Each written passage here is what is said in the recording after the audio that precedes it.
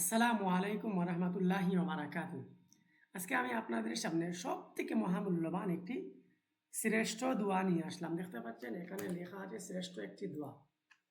এর মানে হচ্ছে আপনাকে যে সৃষ্টি করেছেন তার ভালোবাসা লাভের জন্য একটি দোয়া। অর্থাৎ কার ভালোবাসা লাভের জন্য? আল্লাহ রাব্বুল আলামিনের ভালোবাসা লাভের জন্য। এখানে দেখতে পাচ্ছেন আল্লাহুম্মা ইন্নি আসআলুকা হুব্বাক।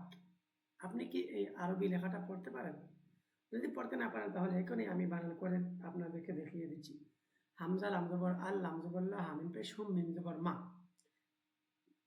আল্লাহুম্মা, হামজা অনুযায়ী ইন নুন ইয়াজের নি, তিন আলিফ লম্বা হবে।